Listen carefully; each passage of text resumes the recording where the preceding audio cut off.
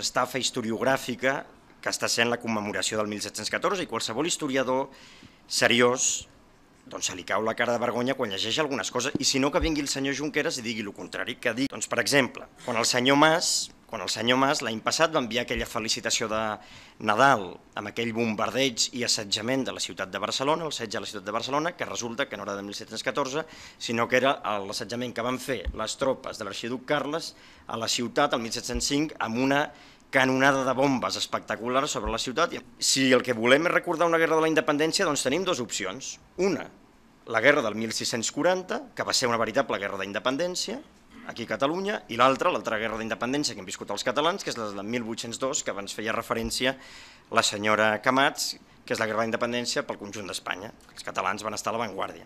Una càpsula que es veu que estan preparant, que es titula 35 cops de fals, amb música bèl·lica, en la qual es recorden escenaris de la Guerra de Successió. Jo també recordaria a Convergència i Unió que els cops de fals a la història catalana es van produir contra les èlits governants. Deia abans la senyora Ponsa que no hi ha pitjor sort que el que no vol sentir. Doncs com ell segurament no ho ha sentit, la proclama el manifest de Rafel de Casanova l'11 de setembre de 1740. Li llegiré el final. Diré: confiem que tots, com a vertaders fills de la pàtria, mans de la llibertat, acudiran als llocs senyalats a fi de derramar gloriosament sa sang i sa vida per son rei, per son honor, per la pàtria i per la llibertat de tota Espanya. Bé, això no sé si ho vol sentir o no, però és el que diuen els documents històrics. Que no retreu i no va en contra que, evidentment, el conflicte i la guerra tingués una dimensió identitària catalana claríssima i de defensa de les constitucions i de les llibertats catalanes. Evidentment, això ningú ho nega. Ara, el que no estem disposats és que es negui tota la resta de dimensions que va també tenir aquella guerra. Seria interessant explicar per què es va consolidar l'11 de setembre com a diada i no, per exemple, el Corpus de Sang o no, per exemple, la festa de Sant Jordi. També és interessant com ha anat evolucionant la interpretació de l'11 de setembre.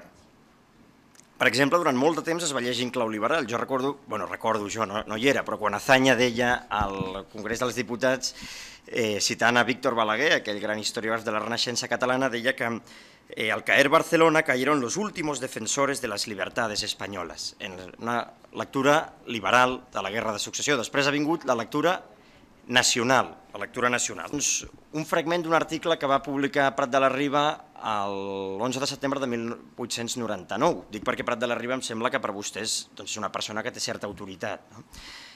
I Prat de la Riba deia: tots els herois màrtirs de la nació catalana, tant els de 1714 com els de 1640, com els de més enllà, recordem-los per plorar-los, per acompadir-los, per agrair-los els seus esforços i el seu sacrifici, però no per imitar-los.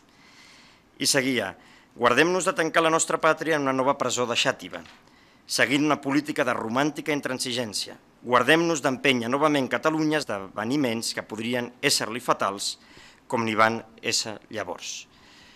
S'escau bastant la reflexió de Prat de la Riba.